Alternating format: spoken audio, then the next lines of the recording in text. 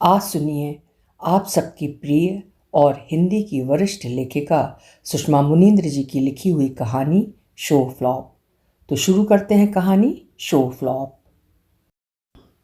90 के दशक में हजारों लाखों दिलों पर राज करने वाली इस खूबसूरत अभिनेत्री का अंत इस तरह एकांत और अकेलेपन में होगा किसी ने नहीं सोचा था। अभिनेत्री अपने फ्लैट में अकेली रहती थी जब पड़ोसियों ने अभिनेत्री के घर के बाहर पड़े 4 दिन के अखबार और दूध के पैकेट देखे, पुलिस को सूचना दी। बंद घर में पड़ा शव खराब हालत में था। एक न्यूज़ चैनल के लिए रिपोर्टिंग कर रही योजना का भाव बहुत बदला हुआ था। वो मानो बार बार स्वर को साध रही थी, पर उसकी भंगिमा, उसके वाक कौशल में वो प्रभाव नहीं दिख रहा था जिसके लिए वो जानी जाती थी। योजना ने दुर्गम और असुरक्षित क्षेत्रों में जाकर रिपोर्टिंग की है। अपने काम के लिए उसे पर्याप्त सराहना मिली है, पर इस वक्त उसे मीडिया का ग्लैमर अविश्वसनीय सा जान पड़ रहा था। यहाँ तक कि वो जब रात में बिस्तर पर लेटी, एकाएक उसे लगा उसके भीतर वही एकांत और अकेलापन न जाने कब से ठहरा हुआ है, जिसे भोगते हुए गुमनामी में दिन बिता रही वो अभागी अभिनेत्री इस नामालूम तरीके से निर्मम विश्व से विदा हो गई। असाधारण ग्लैमर, असाधारण सफलता का करुण अंत।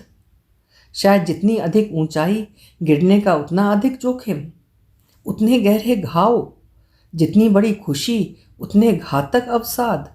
जितनी सफलता, उससे कहीं अधिक सफल होने की सनक। जितनी अधिक प्राप्ति, उतना अधिक खो देने का डर। बहुत कुछ समेटते जाने की कोशिश में छूटता जाता है बहुत कुछ।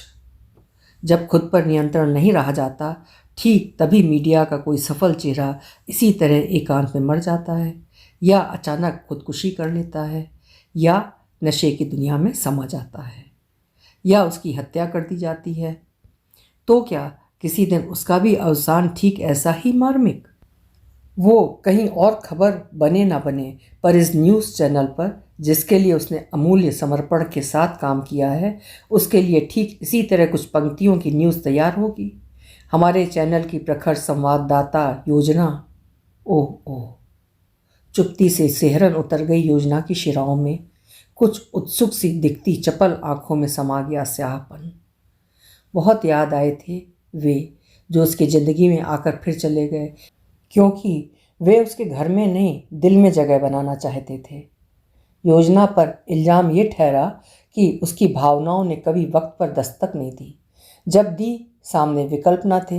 इन्हीं लापरवाहियों, अनभिज्ञताओं में छूट गए पति व बेटा, बल्कि उसने छूट जाने दिया। हो गई बंधन मुक्त। बची रह गई एक जिद, कुछ कर दिखाने की। बची रह गई एक सनक, मानक बनने की। बचा रह गया एक ख्वाब, कैरियर को शीर्ष तक ले जाने का। पर आज डरा रहा था वो ख्वाब।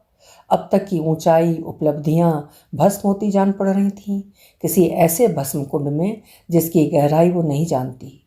सामने है ऐसा अंत जहां अपना कहने को कोई नहीं आसपास। बंद घर में 4 दिन से सड़ता शव, क्या ये होगी अंतिम पहचान? फिर कहाँ बचेंगे ख्वाब जिन्हें बचाने के लिए उन्हें छोड़ा, जिनके होने से बनती थी जिंदगी। मकान बनता था घर, आसपास होते थे निवेदन और अनुबंध स्वर और पुकार। योजना के ख्वाबों से पहचान पुरानी है, बल्कि उसे लगता है उसकी चेतना में ख्वाब तब भी होते थे जब वो छोटी थी।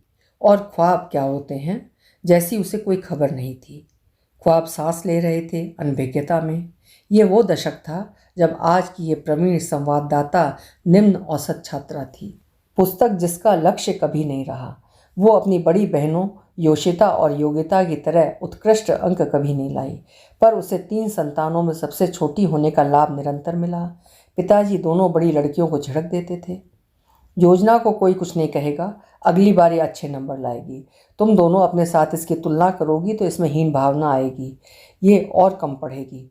हंसो मत, तुम दोनों से ये नहीं होता कि योजना का जो विषय कमज़ोर है उसमें मदद करो। बहनें क्या कहती, इसके सभी विषय कमज़ोर हैं, कितनी मदद करें?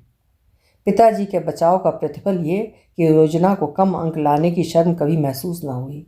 योशिता और योगिता इंजीनियर और प्रोफेसर बनने का लक्ष्य बना रही थीं। योजना उनके गौरव को खंडित किए दे रही थी। दीदी, मैं बार गर्ल बनूंगी। क्यों? पढ़ना नहीं पड़ेगा, बस डांस। बेवकूफ़, बार गर्ल सुंदर होती हैं, तू है? सुंदर हो जाऊंगी, बड़े होकर सब सुंदर हो जाते हैं। योजना ताली पीट कर अट्टहास करती।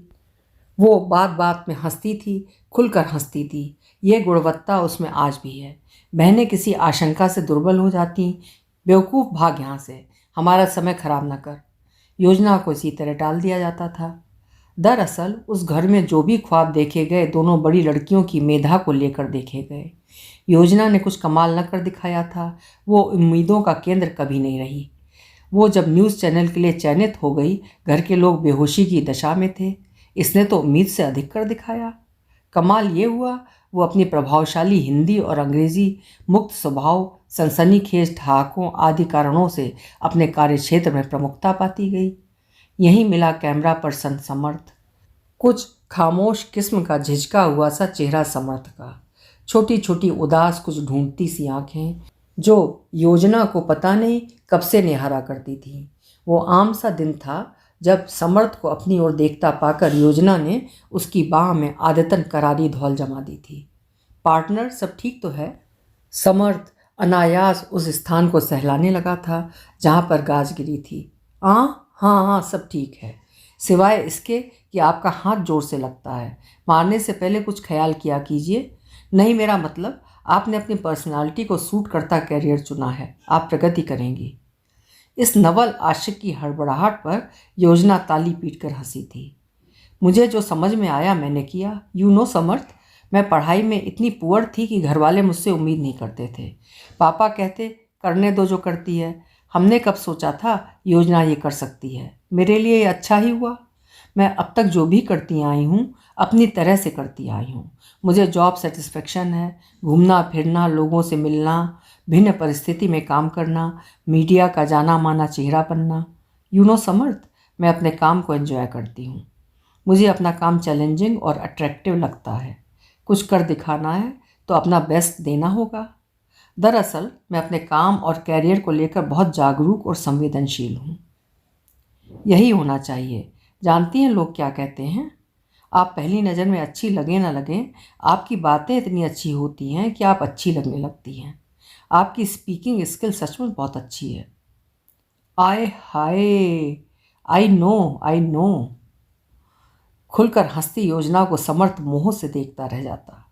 लड़कों जैसे छोटे छोटे बाल, लंबा भरा हुआ खूबसूरत नहीं पर स्वस्थ प्रसन्न चेहरा, उत्सुक आंखें, वस्त्र चयन को लेकर पूर्णतः सजग, प्रभावशाली अंग्रेजी, आंख मारना जिसकी अदा है, मर्दानगी प्रदर्शित करते कुछ लापरवाह तेवर, कुछ मिलाकर आत्ममुग्ध सी ये युवती समर्थ को अच्छी लगने लगी थी। सहकर्मी विनोद कहते, योजना, तुम्हें समर्थ के रुझान का पता है? तुम सामने होती हो तो ये बड़ा दिल लगाकर काम करता है।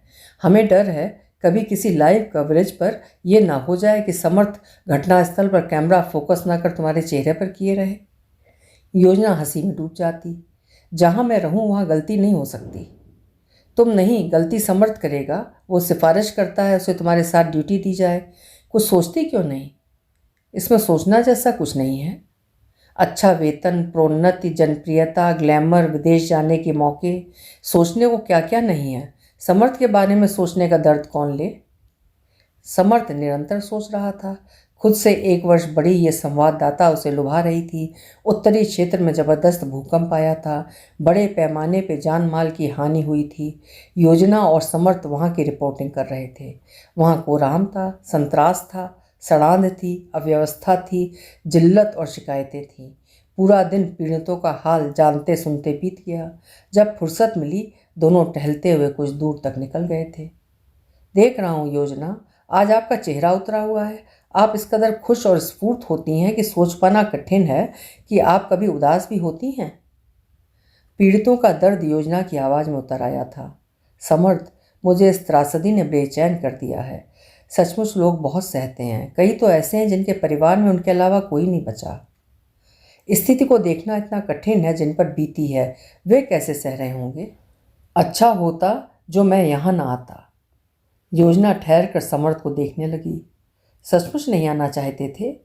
कोलीग कहते हैं तुम मेरे साथ काम करना पसंद करते हो। न सही मौका था, न स्वस्थ वातावरण, पर समर्थ ने अभिव्यक्ति दी, मानो अब नहीं दी तो कभी नहीं। मुझे आपके साथ काम करना अच्छा लगता है मीन, आप अच्छी लगती हैं। मैंने तुम्हें नेक इंसान समझा था समर्थ। मैं नेक इंसान हूँ। नेक इंसान प्रेम नहीं करते। एक से तो कर सकते हैं, बुरा लगा हो तो सॉरी।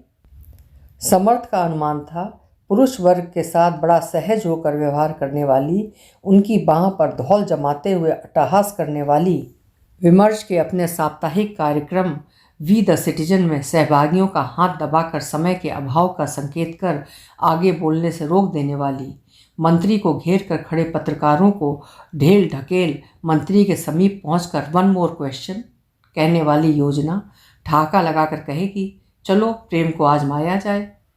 पर योजना ने समर्थ के अनुमान के विपरीत कहा, प्रेम करना कठिन होता है, बहुत निभाना पड़ता है, बहुत सहना पड़ता है, नैन भिगोने पड़ते हैं। मुझे बहुत काम करना है। मैं अभी सिर्फ काम पर ध्यान देना चाहती हूँ।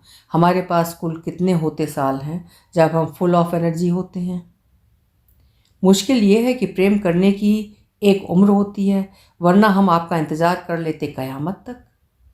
समर्थ, प्रेम करो, पर अभी मैं शादी के मूड नहीं बना पा रही हूँ। वो एक अद्भुत प्रस्ताव था, सीधा सा आवेदन। योजना ने नहीं चाहा था, फिर भी समर्थ उसके जहन में कहीं आ ही गया। आदमी गऊ है, एकदम शांत, सीधा इतना है कि इसे कमांड करके रखा जा सकता है। इतनी शिष्टता से बात करता है कि हंसने को दिल करता है। हंस दो तो इसकी छोटी आंखों में हैरानी उतर आती है। पता नहीं किस बात की। खूबसूरत भी है। योशिता और योगिता, जो बड़ी सुंदर और गुणी मानी जाती हैं, के पतियों से अधिक खूबसूरत है। अच्छी बात यह है कि खाना बनाना जानता है। विकल्प के तौर पर समर्थ को क्यों ना आजमाया जाए? योजना ने समर्थ का इम्तिहान कुछ इस तरह लिया, समर्थ, मैं तुम्हें अपने बारे में कुछ बताना चाहती हूँ। ये तो तुम जानते हो मैं तुमसे बड़ी हूँ, बस 1 साल। मैं सहनशील तब तक हूँ जब तक मुझे असुविधा ना हो। मुझसे मेरे घर वालों ने कोई अपेक्षा नहीं की। तुम भी मुझसे कोई पारंपरिक अपेक्षा नहीं रखोगे जो पति पत्नी से रखते हैं। मैं दबाव में काम नहीं करती। आपका फ़लसफ़ा जानता हूँ, यही कि आप ज़िंदगी को अपने तरीके से जीना चाहती हैं। इसीलिए किसी का हस्तक्षेप पसंद नहीं करती। मैं हस्तक्षेप करूँगा क्यों? मुझे खाना बनाना नहीं आता। मुझे आता है। गुड। एक ही क्षेत्र में काम करने वालों के लिए बहुत कुछ सुविधाजनक होता है तो असुविधाएं भी होती हैं। असुविधाएं उन्हें भी होती हैं जिनके कार्यक्षेत्र अलग होते हैं। योजना को लग रहा था उसने जो चौंकाने वाली बातें की हैं उन्हें सुनकर समर्थ अपना आवेदन वापस ले लेगा, पर उसने बड़ी दिलेरी से कहा, और कोई अदा हो तो बाकी न रखें। बाकी बात के लिए योजना ठठा रही थी। इस अलौकिक विवाह पर योजना की माँ की प्रतिक्रिया सुखद नहीं थी। पिताजी हमेशा की तरह रहनुमा बने दृश्य पर थे। इसके लक्षण देखकर हमने कब सोचा था कि ये घर बसा लेगी। करने दो जो करती है। हमारी महान लड़की को एक ऐसा आदमी भी मिल गया जो इसके मर्दाने तेवर देखकर भी साहस कर रहा है। विवाह की छटा निराली थी। कोट पैंट पहनने वाली योजना का समायोजन लहंगे के साथ कतई न बैठ रहा था। वो लहंगे को जहाँ तहाँ से संभालने में इतनी पस्त थी कि अतिथियों का स्वागत तक ठीक से नहीं कर पा रही थी। समर्थ लजाया सा था। योजना, इस लहंगे के कारण लग रहा है गलत लड़की से शादी कर रहा हूँ। आपके लिए कोट पैंट बेहतर है। योजना ने समर्थ पर अटपटी नज़र डाली। तुम्हारा विप्र समाज दुल्हन को कोट पैंट पहनने की छूट नहीं देता, वरना वही पहनती। लहंगा, बिंदी, सिंदूर, गहने, चूड़ियाँ, मार बोरियत हो गई। ओपनिंग अच्छी रही। योजना का घर अपेक्षाकृत अच्छा था। समर्थ अपना डेरा बगुचा बांध कर उसके घर रहने के लिए आ गया। कायदा कहता है आप मेरे घर आकर रहती, पर हम चले आए। कहते हैं नियति अपने काम फिक्स करके रखती है। लगता है हमारे लिए उलट बांसी किस्म की वारदातें फिक्स हुई हैं। योजना ने समर्थ की पीठ थपकी। ठीक है, हम मिसाल बने। शुरुआत कुछ ऐसे करो कि आप मुझे आप नहीं तुम संबोधित करो। योजना ने उत्साह महसूस किया। फिर भी लगा समर्थ उसकी ज़िंदगी में बिल्कुल ठीक समय पर दाखिल हुआ है। तथ्य और सूचनाएं ढूंढते, संजोते, विश्वसनीयता और प्रामाणिकता के प्रति सचेत रहते, तमाम गतिविधियों को अंजाम देते हुए ये जो मशीनीकरण सा होने लगा है, तो अब कुछ रूमानी हुआ जाए, नेह नाता जोड़ा जाए। इस उम्मीद के साथ कि समर्थ से अनुराग विकसित करना अच्छा अनुभव साबित होगा। किस्मत से ऐसा पति मिला है जो खाना बना लेता है, वरना उसे भी योशिता और योगिता की तरह पूरा वक्त इस पर जाया कर देना पड़ता कि क्या बनाएं, क्या खाएं, क्या पहने, कहाँ घूमने जाएं। अपने पेटू पतियों को आज क्या बनाकर खिलाएं, कैसे खुश रखें। दोनों की जान यही जानने में हलाक हो जाती है। मार बोरियत। इधर समर्थ का हाले दिल जुदा था, वही जो प्रेमी से पति में कन्वर्ट होते हुए हो जाता है। थी कुछ आदिम चाहें यही कि योजना कभी तो ठेठ घरेलू वधू की तरह दिखाई दे। उसका ये अधिकार बोध प्रबल होता जा रहा था। योजना उसकी पत्नी है, योजना पर उसका कब्जा होना चाहिए। होना यह चाहिए कि योजना उसकी सुविधा असुविधा को देखते हुए अपना आना जाना तय करे। समन्वय, सामंजस्य, सहयोग योजना की ओर से अधिक हो ये रहा है। समर्थ योजना की सुविधा असुविधा का ध्यान रख रहा है। ये अपने तौर तरीके बिल्कुल ही बदल रही। योजना, आज तुम खाना बनाओ। समर्थ, मुझे खाना बनाना नहीं आता, मैं सिखाता हूँ। जिद है? निवेदन, मैं थकी हुई हूँ। मैं भी थका हूँ, मिलकर बनाएंगे। तुम सारे पति एक जैसे होते हो, पत्नियों को घर के कामों में उलझा देते हो। हमारी कार्य क्षमता पर असर आता है। बाहर से खाना ले आओ, तब तक मैं कुछ होमवर्क कर लूँगी।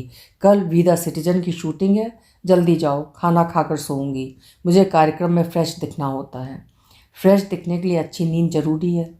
समर्थ, मुझे सहयोग करो, वरना मैंने देखा है अच्छी टॉप की एक्ट्रेस शादी के बाद पता नहीं कहाँ गुम हो जाती हैं, पछताती हैं, फिर साल 2 साल में उनके तलाक की खबर आती है।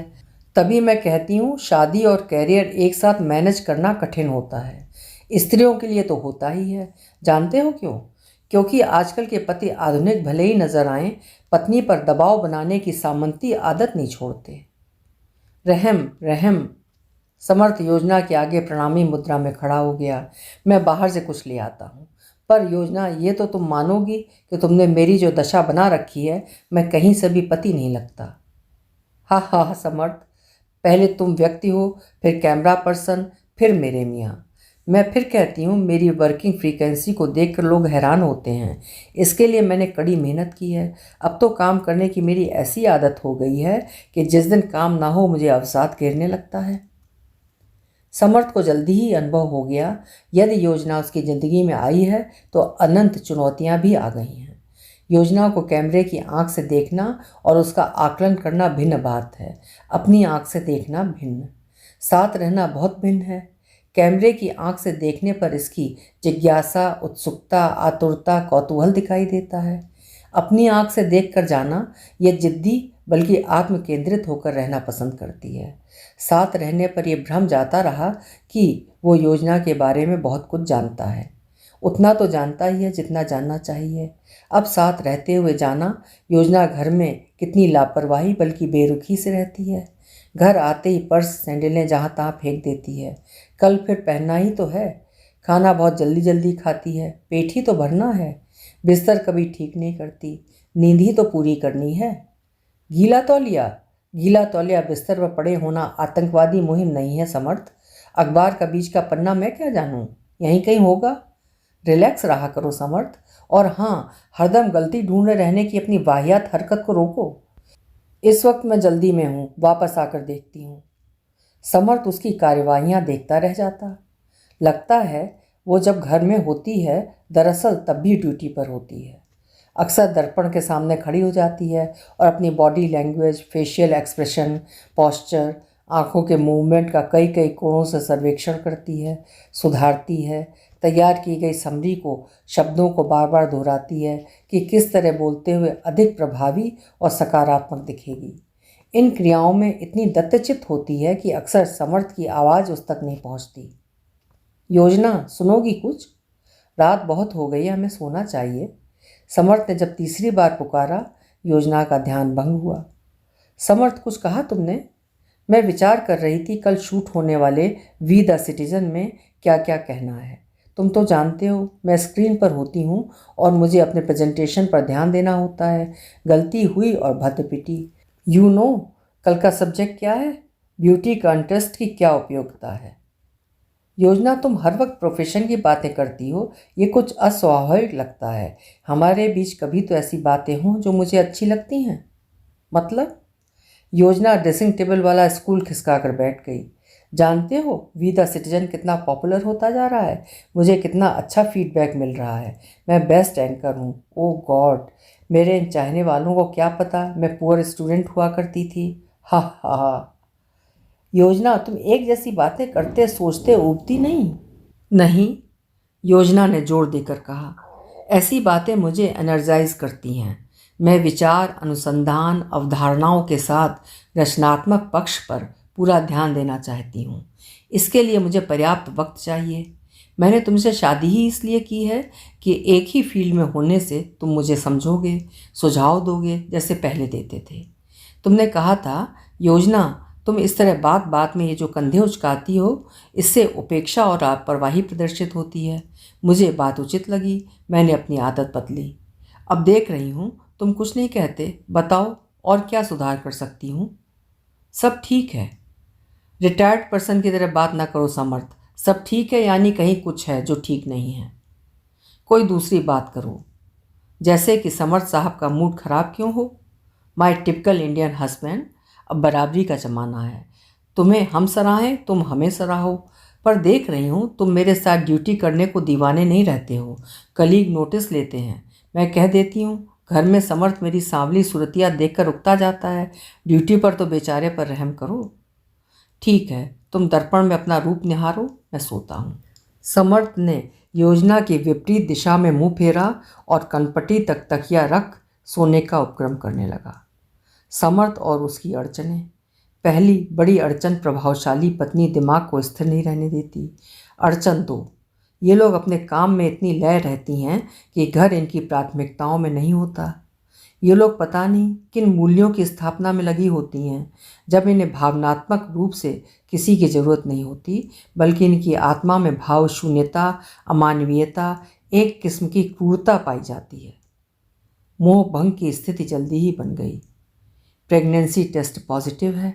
समर्थ, मैंने तुमसे कहा था मैं अभी बच्चा नहीं चाहती। क्लिनिक से लौटकर योजना पर्स बिस्तर पर फेंक कर ऊपर रखे तकियों पर पसर गई। समर्थ की इच्छा हुई कहे, बच्चा कमोडिटी हो गया, जो सोचना पड़े उसे प्लान करें न करें, किंतु उसने शांति बनाए रखी। योजना, सब ठीक होगा, बच्चा प्लान करने का एक सही वक्त होता है। डॉक्टर ने कितना तो समझाया, तुम अर्ली 30s एज ग्रुप में हो, डिलीवरी में कॉम्प्लिकेशंस आ सकते हैं और डिले करना ठीक नहीं होगा। यह भी कहा, फर्स्ट इशू का अबॉर्ट कराना रिस्की होता है, नेक्स्ट प्रेगनेंसी कैरी करने में दिक्कत आ सकती है। हमें इस बच्चे को स्वीकार करना चाहिए। तुम इस तरह तनाव में हो जो ठीक नहीं है, ना तुम्हारे लिए ना।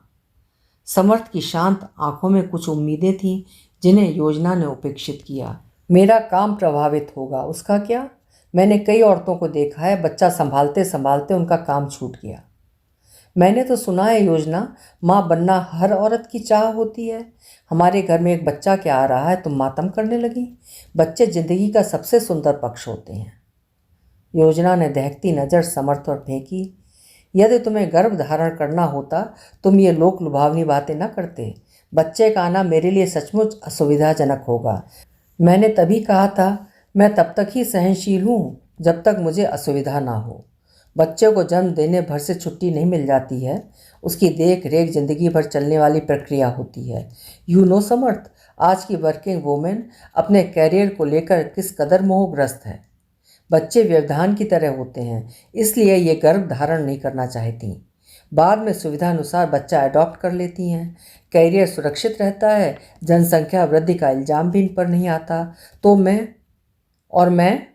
मैं ये बच्चा चाहता हूँ, मैं पिता बनना चाहता हूँ। योजना, आज की स्वतंत्र चेता महिलाएं ये जो प्रजनन से दूर भाग रही हैं, उनकी ये हरकत प्रकृति के नियमों के विपरीत है। यानी हमारे बाद कोई नहीं। इस तरह तो हम एक दिन बिसरा दिए जाएंगे। जवाब में योजना गहरी गहरी सांसें लेती हुई उपेक्षा दर्शाती पड़ी रही। समर्थ ही बोला, तुम्हें नहीं लगता योजना, हम काम को अपने ऊपर इतना ना लाद लें कि वो हमारे सबसे अच्छे दिनों को बाधित कर दे? मेरी मानो तो हम पारिवारिक जिम्मेदारी इतनी ना लाद लें जो हमारे कैरियर को निगल ले। समर्थ, कहा ना, हमारे पास कम दिन होते हैं जब हम फुल ऑफ एनर्जी होते हैं। यही वक्त होता है खुद को साबित करने का। मुझे समझने की कोशिश करो समर्थ, मुझे अपने काम की चिंता रहती है। मैं टेंस हो जाती हूँ। बच्चे के कारण बीच में गैप आ जाएगा, जबकि यहाँ संघर्ष बहुत है। स्क्रीन पर हम लोग बड़े खुश और संतुष्ट नजर आते हैं, पर हमारे अनिश्चय, असमंजस, अवसाद, खींचतान किसी को दिखाई नहीं देते। कहाँ फंस गई मैं? आज वी द सिटीजन की शूटिंग के समय कुछ पार्टिसिपेंट्स में तर्क वितर्क हो गया। कुछ लोग वॉकआउट कर गए। टेंस हो गई। मुझे चक्कर आ गया। इसके पहले मैंने कभी आत्मविश्वास नहीं खोया था। मैंने जल्दी ही खुद को संभाल लिया, पर फिर ये स्पिरिट नहीं बन पाई। मुझे रेस्ट की सलाह दी जाने लगी। समर्थ, बच्चे के साथ मैं मैनेज नहीं कर सकूंगी, योजना ने लगभग घृणा से कहा। मैं बच्चे को लेकर उत्सुक हूँ। तुम अपनी उत्सुकता को मुझ पर इम्पोज करना चाहते हो तो समर्थ, मैं मान लूँ कि थोड़े फर्क के साथ सभी का वैवाहिक जीवन एक जैसा होता है। वही बातें, वही मुद्दे, वही दोहराव, दबाव, ईगो। समर्थ, हमारी दिनचर्या भले ही साझा कार्यक्रम की तरह है, पर जिंदगी व्यक्तिगत होनी चाहिए। मैंने तभी कह दिया था, मैं अपने कैरियर को प्राथमिकता दूंगी, इससे मेरी पहचान बनती है, कहा था योजना ने। समर्थ को याद है? नहीं, उसने नहीं सोचा था इस कहने और करने में कोई आधारभूत अंतर ना होगा। नहीं सोचा था ये बातें किस परिणाम तक पहुंचेंगी। उन बातों को उसने योजना का वो जोश और उत्साह समझा था जिसके लिए वो जानी जाती है। कतई ख्याल न था वो खुद को थोड़ा भी न बदलेगी। यदि कुछ सोचता तब भी संभावित परिणामों का अनुमान न लगा पाता। यहाँ कोई सतर्कता या सावधानी काम नहीं आती। वस्तुतः हम परिणामों पर जितना सोचते हैं उससे कहीं अधिक सोच नहीं पाते हैं। कई बार परिणाम इतने घातक होते हैं कि स्तब्ध कर देते हैं। समर्थ ने ठीक ही कहा था, नियति कुछ काम फिक्स करके रखती है। चिकित्सक ने स्पष्ट कह दिया कि भ्रूण काफ़ी विकसित हो गया है। गर्भपात से योजना की सेहत को हानि हो सकती है। योजना को अब इस बच्चे को सहन करना ही था। उसने समर्थ को जिस तरह अफसोस से देखा, समर्थ अपराध बोध से ग्रस्त हो गया। उसने एहतियात के तौर पर गांव से अपनी मां को बुला लिया कि मां के अनुशासन में योजना कुछ विनय और संयम धारण करेगी। बच्चे का जन्म निर्विघ्न हो सकेगा। माँ जिस ग्रामीण धरातल से आई थी वहाँ इस कायस्थ बहू की पहले ही घोर निंदा हो चुकी थी। अब ये मूर्ख खलकामी टाइट टी शर्ट और घुटनों से कुछ नीचा 3/4 पैजामा जैसा कुछ पहनकर विप्र कुल की शेष बची नाक कतरे दे रही थी। माँ उखड़ गई। समर्थ, बहू से कह दो सास के सामने ढंग के कपड़े पहने। योजना ने चतुराई से बात को अपने पक्ष में मोड़ लिया। सास? समर्थ ने तो कहा था आप माँ हैं। मैं आपको अपनी माँ समझकर उसी तरह रहती हूँ जिस तरह अपनी माँ के सामने रहती आई हूँ। बहू को बेटी की तरह रहने दीजिए, फिर कमाल देखिए। सास बहू के झगड़े खत्म हो जाएंगे। झगड़े तभी होते हैं जब बंधन होते हैं। बंधन एक दिन टूटते ही हैं। बंधन नहीं, मर्यादा तो हो। माँ, मैं किस मर्यादा का हनन किए दे रही हूँ? हमने ये कभी नहीं किया। आपने नहीं किया मतलब? मैं वही करूं जो आपने किया। देखिए, मुझे आपसे परेशानी नहीं है, आपको भी मुझसे परेशानी नहीं होनी चाहिए। मैं खुश हूं, हम लोगों को आपके हाथ का खाना मिल रहा है। दो पार्टनर के बीच में कहीं समर्थ माँ को आग्रह से ताकता, माँ तुम्हारी बहू में विनय नहीं है, तुम कुछ जतन करो कि घर का तापमान संतुलित रहे। योजना को लगा जरूर था बच्चा उसकी ज़िंदगी में व्यवधान की तरह दाखिल होगा। आ गया तो उसमें कुछ उत्तरदायित्व की भावना आ गई। बच्चा एक तरह से माँ को हस्तगत था, तथापि योजना बच्चे को पुचकार लेती थी। समर्थ को पुलक सी महसूस हुई। नाना करते हुए मैडम समन्वय पर आ रही हैं, पर जैसा कि योजना का स्वभाव है वो अपने काम की उपेक्षा नहीं करती। बच्चे को पूरी तरह माँ के हवाले कर काम पर जाने को उद्यत हो गई। समर्थ ने याद दिलाया, योजना आत्मन अभी बहुत छोटा है। माँ है ना, उसे अपनी माँ चाहिए। योजना ने अफसोस से समर्थ को देखा। कुछ अच्छी बातें करो। वैसे भी मुझे लग रहा है जैसे नए सिरे से काम करना होगा। कंटिन्यूटी न रहे तो बहुत कुछ बदल जाता है। तुम तो जानते हो मैं अपने काम की गति को धीमा नहीं होने देती।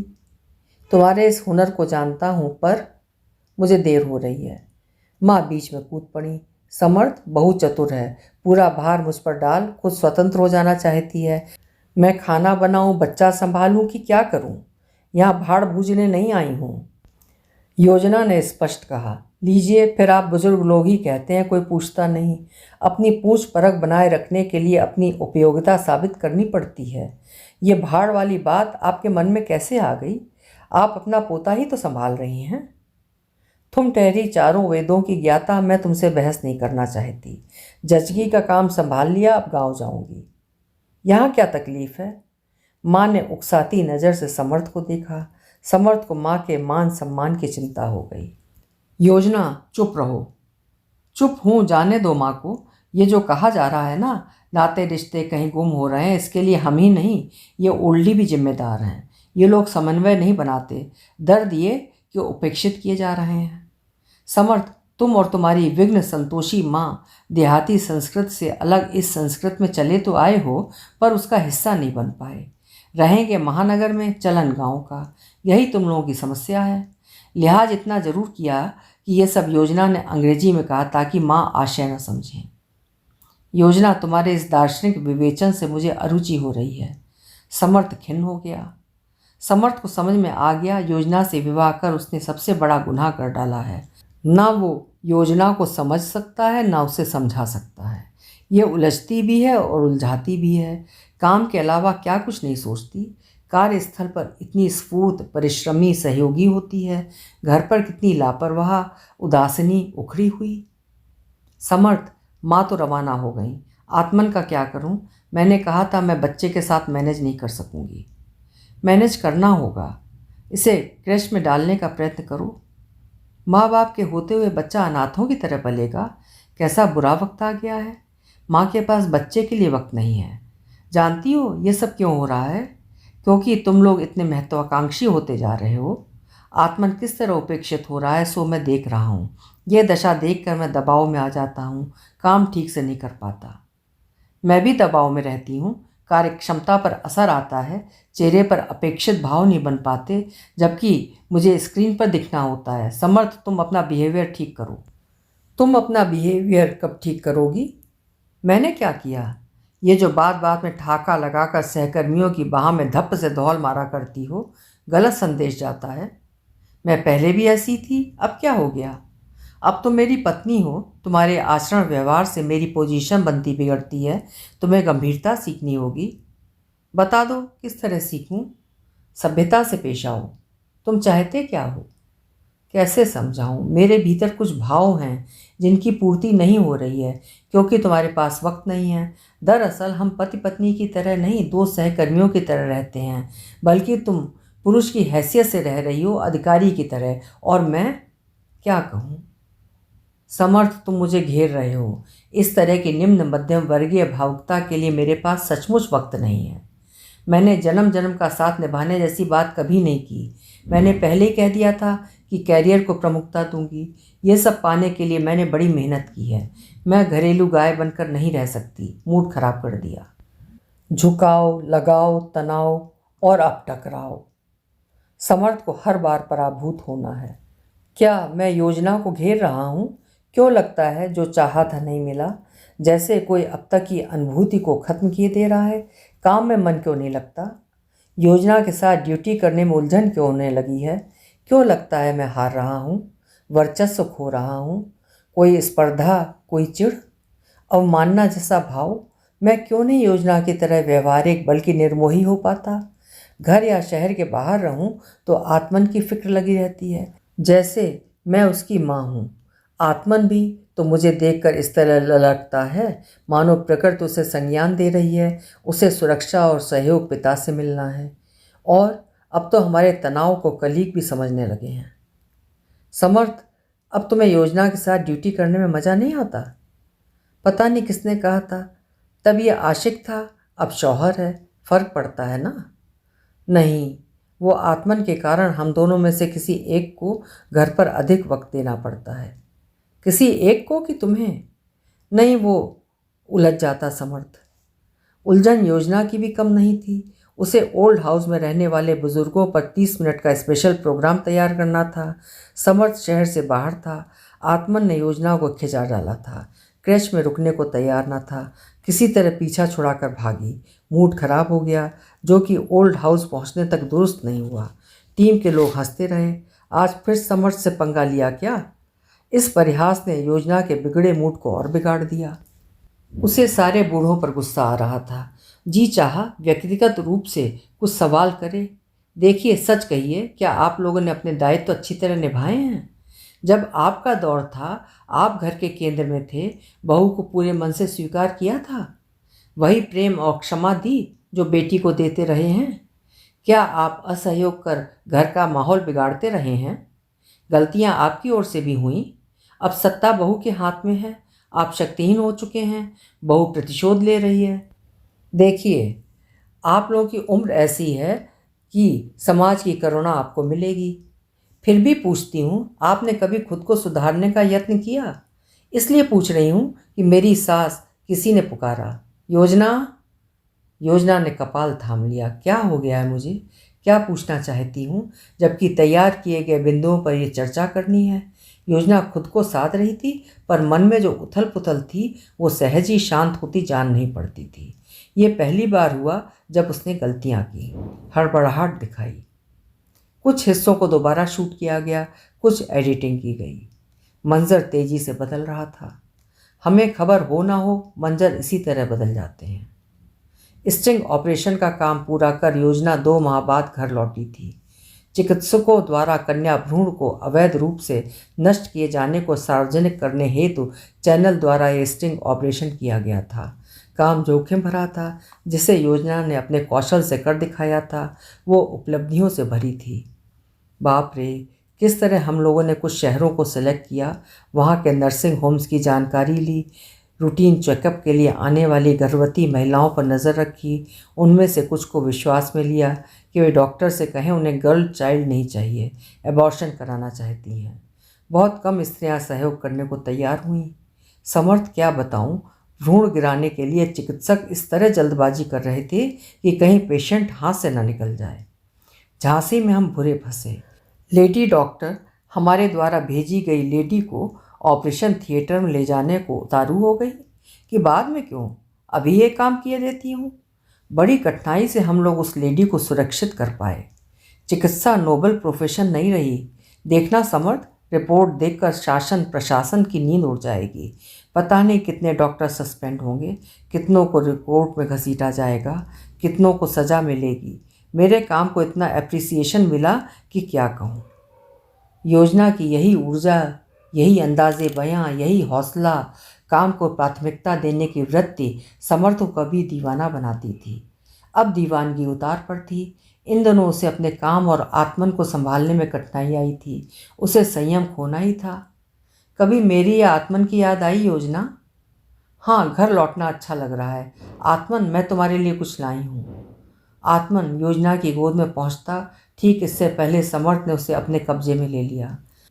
कुछ लाने से क्या बच्चे की भावनात्मक ज़रूरत पूरी होती है? तुम्हें पता है मैं कितना डिस्टर्ब रहा। बच्चे को बाप से अधिक माँ की ज़रूरत होती है, मगर माँ को मौज मस्ती से फुर्सत नहीं। योजना ने सहना नहीं सीखा। मौज मस्ती सचमुच अनुपयुक्त शब्द था। मौज मस्ती?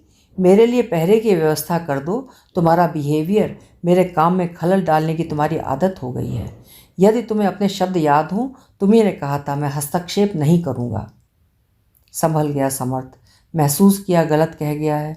मैं जानना चाहता हूँ, घर परिवार तुम्हें कभी ज़रूरी नहीं लगता? बच्चा कैसा होगा ये तनाव नहीं व्यापता? मुझे साफ बात करने की आदत है। मैंने कहा था हम अभी चाइल्ड को मैनेज नहीं कर पाएंगे। तुमने कहा था मैनेज हो जाएगा, तो करो। आज एक बात और कह दूँ समर्थ, तुम वो नहीं रहे जो थे। दरअसल मुझे तुमसे अधिक महत्व मिलता है। मैं अधिक एम्पावर्ड हूँ। यह तुम सह नहीं पा रहे हो। मेरा उत्साह तुम्हारी हीनता है। तुम्हें मेरी तरह महत्व नहीं मिलता है तो तुम्हारी कोई कमी होगी। योजना तमक कर उठी और कैरी बैग से पता नहीं क्या निकालने लगी। समर्थ अवसन्न सा बैठा रह गया। क्या ऐसा है? मेरी हीनता ये है कि योजना मुझसे बेहतर पोजीशन में है। बात क्या इतनी भर है? ये भी तो जो सच है, योजना की प्राथमिकताओं में घर परिवार कभी नहीं होता। पूछ लेती, समर्थ तुमने इतने दिन कैसे बिताए? फिर कोई और बात करती तो मुझे अच्छा लगता। लगता है योजना की शख्सियत ऐसी नहीं है कि इसे घर परिवार से बांध कर रखा जा सके। ये पत्नी बनकर कभी रही ही नहीं। मैं किस बेरहम पर आशिक हुआ। कौन मानेगा इसने मुझे कितने तिक्त अनुभव दिए। कौन मानेगा मैं पत्नी पीड़ित हूँ। दोनों का योग जैसे विपरीत ध्रुव। समर्थ के लिए विदेश जाने का यह अच्छा मौका था। प्रधानमंत्री की 5 दिवसीय अमेरिका यात्रा की रिपोर्टिंग के लिए जाने वाली टीम में उसका नाम प्रस्तावित हुआ। वो नहीं जानता योजना ने कैसे किस तरह अपने नाम की अनुशंसा करवा ली। दोनों के बीच दिनों से अबोला ठना था, जिसे समर्थ ने तोड़ा। योजना, कुछ बात करनी है। तुम अमेरिका जा रहे हो? हाँ। तो कुछ दिन हम एक साथ काम करेंगे। योजना इसी तरह अपनी सूचनाओं से समर्थ को चौंका देती थी। मतलब? मैं भी जा रही हूँ। समर्थ हतप्रभ हो योजना को देखता रह गया। स्थिति यहाँ तक पहुँच गई कि हमें एक दूसरे की खबर नहीं होती। तुम, मतलब कैसे? फिर आत्मन? ये एक समस्या है। तुम चाहती क्या हो? विदेश यात्रा तय कर लिया है? हाँ। कभी तो ऐसा हो तुम अपने कार्यक्रम बदलो, घर देखो। कहा तो था मैं घर गृहस्थी को समय नहीं दे सकती। योजना की दृढ़ता समर्थ को डरा रही थी। मुझे लगा तुम इस तरह यांत्रिक तरीके से सोचना छोड़ दोगी। ये कहो अब तुम्हें मेरे तौर तरीके पसंद नहीं। योजना अब इसी तरह निष्कर्ष निकालने लगी थी। यही है, मैंने जतन कर देखे, तुम कोशिश नहीं करती तो। हमने जन्म जन्म तक तो साथ निभाने की कस्में खाई नहीं हैं। इस टूर के बाद कुछ तय करते हैं। अफसोस, ओपनिंग अच्छी हुई थी पर मैच किसी अंजाम तक ना पहुंचा। निर्धारित तिथि पर योजना चली गई। समर्थ ना जा सका। पता नहीं क्या देखता था आत्मन की मासूम आंखों में कि भावुक हो जाता था। योजना क्यों चली गई? मैं क्यों न जा सका? मैं योजना की तरह आत्म केंद्रित और स्वार्थी क्यों नहीं हो पाता? क्या मैं आवश्यकता से अधिक सहिष्णु और समझौतावादी हूँ, या कि भव्यता का एक आतंक होता है? शुरुआती दिनों में योजना की भव्यता और पोजीशन से मैं डरा हुआ होता था। मेरी निष्कपटता को भुनाते हुए ये निरंकुश होती गई। होती क्या गई, ये पहले ही दीक्षित थी। इसने प्राथमिकताएं सुनिश्चित कर रखी थीं, क्या करना है क्या नहीं करना है। दर्शक जिनका ये चित्ररंजन करती है जानते तक न होंगे ये हंसमुख संवाददाता कैसी हृदयहीन और असंवेदनशील है। कितनी लड़कियों ने इसे अपना रोल मॉडल बनाया होगा, कितने लड़कों ने इसे पाने की कामना की होगी।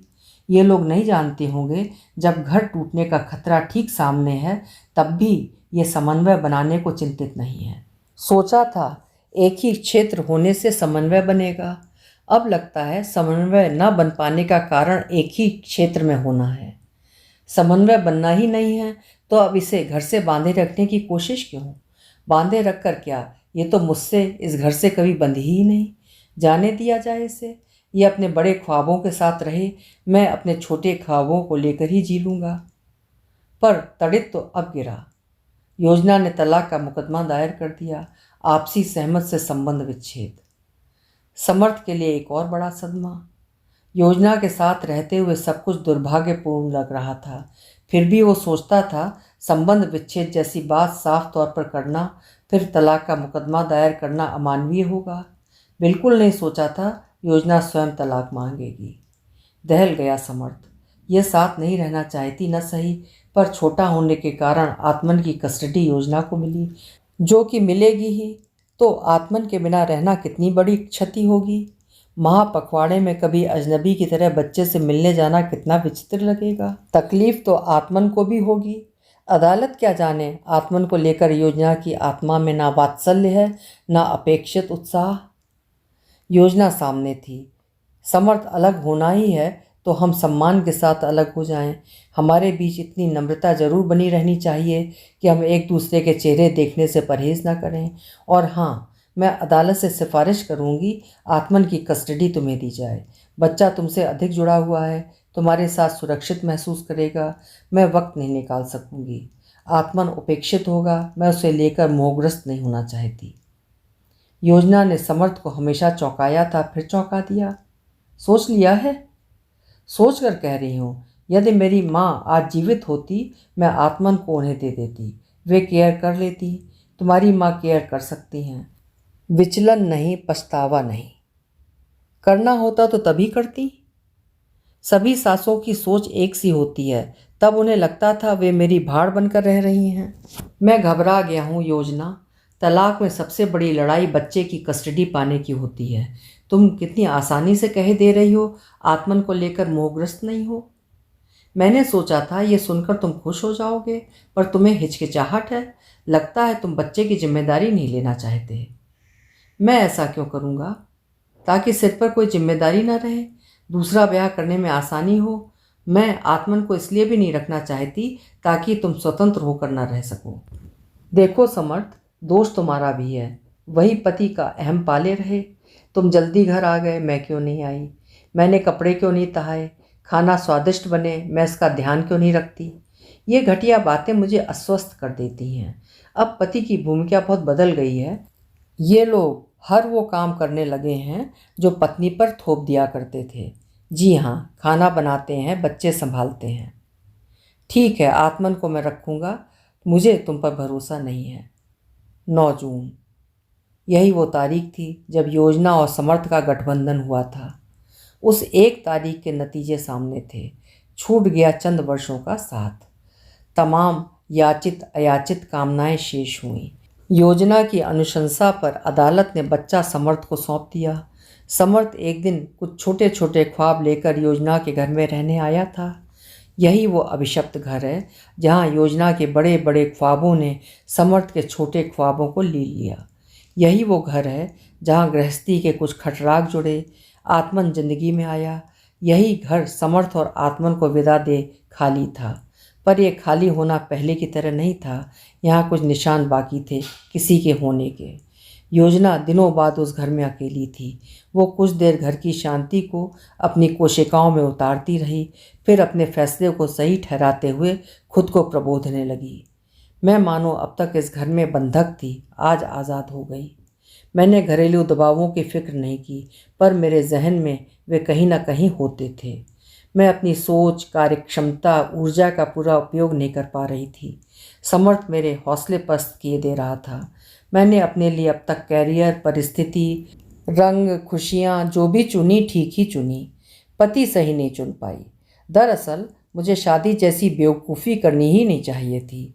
अब मैं अपने काम पर पहले से अधिक ध्यान केंद्रित करूँगी। सब कुछ ठीक हो जाएगा।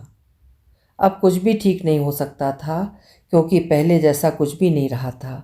योजना तब अनवेड थी, अब डिवोर्सी। इस बीच वो कुछ रिश्तों से होकर गुजरी थी। समर्थ और आत्मन पहले उसकी ज़िंदगी में नहीं थे, अब ज़िंदगी में आकर वापस लौटे थे। दो भिन्न परिस्थितियाँ। पहले की तरह कुछ नहीं हो सकता था। योजना ने अपने पिता को फ़ोन किया। वे हरदम रहनुमा बने हैं, कुछ अच्छी बातें करेंगे, शुरुआत करने में आसानी होगी। पर पिता का स्वर बहुत बदला हुआ था। योजना, गलती शायद मेरी भी है। मैं ये जो कहता रहा योजना से कुछ उम्मीद नहीं है, जो करती है वो करने दो, ये मेरी बहुत बड़ी गलती थी। मैंने तुम्हें जिद्दी बना दिया। तुम मनमानी करती रहीं, फिर भी मैं इस हद तक नहीं सोच पाया था कि समर्थ और आत्मन को तुम कमोडिटी समझोगी। योजना, समर्थ भला आदमी है, तुम्हें मुझसे भरोसा चाहिए। तुम समर्थ जैसे नेक आदमी से ना निभा सकी, मैं तुम्हें क्या भरोसा दूँ? तुम्हें अनुकूल परिस्थिति नहीं मिल रही थी, मतलब? कोई किसी के लिए आदर्श स्थिति नहीं रचता, हमें अपने समन्वय से स्थिति को अनुकूल बनाना पड़ता है। आत्मन को तुमने इसलिए अपने पास नहीं रखा कि अपने काम पर अधिक ध्यान दे पाओगी। हर स्त्री इस तरह सोचने लगे तब तो सृष्टि खत्म हो जाएगी। नहीं, आरोप नहीं लगा रहा हूँ, बताना चाहता हूँ हम सभी को, तुम जैसे मुक्त तबीयत वालों को भी समाज के दबाव को मानना ही पड़ता है। झगड़े बढ़ते जा रहे थे तो तुमने अपनी ओर से क्या कोशिश की? तुम आजकल के आधुनिक कहे जाने वाले लोग तनाव भरी जिंदगी जीने के आदी हो गए हो, इसीलिए तनाव कम करने की अपनी ओर से कोशिश नहीं करते, बढ़ाते जाते हो। फिर चीज़ें अपने हाथ में नहीं रहती। खैर, अपना ध्यान रखना। हाँ, मैं समय निकाल कर आने की कोशिश करूँगा। आत्मन से मिला करो, तुम्हें अच्छा लगेगा। योजना कल आत्मन से मिलने जाएगी। उसने आत्मन के लिए कुछ चीज़ें खरीदी। द्वार समर्थ ने खोला। कैसी हो योजना? ठीक हूँ, आओ। आत्मन क्या कर रहा है? सो रहा है। समर्थ योजना को उस कमरे में ले गया जहाँ आत्मन सो रहा था। बगल में समर्थ की माँ लेटी हुई थी। योजना को लगा उसने समर्थ को फ़ोन पर बता दिया था आत्मन से मिलने आ रही है, अतः माँ ने किसी षड्यंत्र के तहत बच्चे को सुला दिया है। समर्थ, इसे उठाओ। योजना आत्मन की माँ थी, पर रिश्तों में जो अपरिचय बढ़ता गया था उसे देखते हुए वो आत्मन को गुदगुदा कर उठा भी न सकी। माँ बोली, आत्मन अभी अभी सोया है, उसे मैं कच्ची नींद से नहीं उठाने दूंगी। योजना, तुम तो थोड़ी देर नाटक दिखाकर चली जाओगी, मुझे इसे संभालना पड़ता है, मैं परेशान होती हूँ। तुमने कभी इसकी चिंता नहीं की, मिलने का क्या मतलब है? माँ, थोड़ा चुप रहो ना। माँ को टालकर समर्थ ने योजना से कहा, तुम बुरा मत मानो। योजना अंग्रेजी में कहने लगी, समर्थ, यही स्थिति रही तो आत्मन मुझे नहीं पहचानेगा। मुझे लगता है माँ ने इसे जानबूझकर सुला दिया है, ये इसे मेरे खिलाफ सिखा पढ़ाकर बागी बना देंगी। समर्थ के स्वभाव की शालीनता कायम थी। योजना, मेरे पास कहने को कुछ नहीं है। बच्चा जिस स्थिति से गुजर रहा है, मुझे डर है उसकी मेंटल फिजिकल ग्रोथ पर असर आ सकता है। यदि उसके विकास में बाधा आई तो यह हमें कभी माफ़ नहीं करेगा। योजना ने सोए हुए आत्मन को ललक से देखा। सोया हुआ बच्चा मासूम लगता है। आत्मन की मासूमियत का असर था या पिता की बातों का या समर्थ की सदाशयता का? योजना ने भावुकता और भावना जैसे तत्वों को उस क्षण अपने भीतर शिद्दत से महसूस किया। समर्थ उसे पहली बार संपूर्ण रूप में अच्छा लगा। ये आदमी अद्भुत है, दुराग्रही कभी नहीं होता। क्या मैंने इसकी निष्कपटता का अनुचित लाभ लिया? मध्यम मार्ग कभी तलाशना ही नहीं चाहा। ख्वाब सजाती रही, मिला क्या? लगता है जहाँ खड़ी हूँ वहाँ से कोई रास्ता कहीं नहीं जाता। पर मैं भूलना चाहती हूँ सब कुछ। भूलती क्यों नहीं? क्योंकि कुछ लोग जिंदगी से चले जाते हैं, जहन से नहीं जाते। तो अब आगे पराभव। अंत ये होना था। समर्थ शहर छोड़कर जा रहा था, वही शहर जहाँ कभी बड़े अरमान से आया होगा। चैनल छोड़कर जा रहा था जहाँ से कभी अपने कैरियर की शुरुआत की थी। योजना आत्मन से मिलने गई। जा रहे हो, पर क्यों समर्थ? यहाँ यादें सताती हैं, दिल नहीं लगता। इस बार समर्थ ने आत्मन को आवाज़ देकर नहीं बुलाया, आत्मन स्वयं आ गया। एकदम बदले रूप में था। समर्थ को झिझोड़ने लगा, पापा, तुमने मम्मी को क्यों बुलाया? मैंने कहा था ना मैं इनसे नहीं मिलूंगा, ये अच्छी मम्मी नहीं है। आत्मन जिस कमरे से आया था वहीं लौट गया। आत्मन सुनो तो, समर्थ ने पुकारा। आत्मन सुनो, सुनो तो, योजना पुकारती रह गई। ये मुलाकात अंतिम हो पर ऐसी त्रासद न हो। समर्थ झिझका हुआ दिखा, जैसा आमतौर पर वो होता था। योजना पता नहीं किस आस में बैठी रही, फिर बोली, आत्मन, सचमुच मुझसे नहीं मिलेगा? समर्थ ने दया से योजना को देखा, मानो उसे योजना की चिंता अब भी रहती हो। दरअसल योजना, आत्मन के कारण ही मैं शहर छोड़कर जा रहा हूँ। वो कहता है उसके क्लास के बच्चे, टीचर्स, अड़ोस पड़ोस के जिन घरों में वो खेलने जाता है, उन घरों के लोग तुम्हें टीवी पर देखते हैं तो कहते हैं यही है आत्मन की माँ। आत्मन को छोड़ दिया, ये घर आकर रोता है, उपद्रव करता है। मैं इसे इस त्रास से दूर ऐसे माहौल में ले जाना चाहता हूँ जहाँ ऐसी बातें इस तक ना पहुँचें। नई जगह में नए सिरे से काम जमाना आसान नहीं होगा, पर बच्चे के लिए मैं कुछ भी करूँगा। वैसे मुझे एक अखबार में काम मिल गया है, फ़िलहाल वही करूँगा, तुम अपना ध्यान रखना। ये पछतावे के क्षण थे, चिंतन के क्षण, आत्म साक्षात्कार के। कुछ झिझका सा पूर्व पति ठीक सामने था। योजना की इच्छा हुई उसे जाने से रोके, वही निवेदन करे जो कभी इसने किया था। रूठा हुआ बेटा किसी कमरे में था। योजना की इच्छा थी उसे छाती से लगाकर अपेक्षित ताप और भरोसा दे। वो अपने ही बच्चे के द्वारा निरस्त की जा रही थी। ये अनुभूति उसके अब तक के संजोए हुए तमाम बड़े बड़े ख्वाबों को खारिज किए दे रही थी। और जब बिल्कुल रिक्त हाथ, उम्मीदों से खाली, चूर हुए ख्वाबों की खिरिच समेटे घर लौटी, तन्हाइयाँ सता रही थीं। घर वही था, बिस्तर वही, वही वांछित अकेलापन। उसकी आंखें भर आईं, कनपटियों पर बरस गए आंसू। देर तक योजना रोती रही। रुदन सुबकियों में बदला, सुबकियाँ हिचकियों में। कोई नहीं सांत्वना देने वाला। इस मुकाम तक आने में क्या छूटा, क्या क्या छूट गया? वे लोग जिनके होने से मकान बनता है घर, वे लोग जिनके होने से दिनचर्या बनती है ज़िंदगी, वे लोग जो होते हैं आसपास, छोटे छोटे ख्वाबों से पहचान कराते हैं कि क्या हुआ जो तुम्हारे बड़े बड़े ख्वाब साथ छोड़ गए। हम हैं तुम्हारे साथ अब भी सदा के लिए।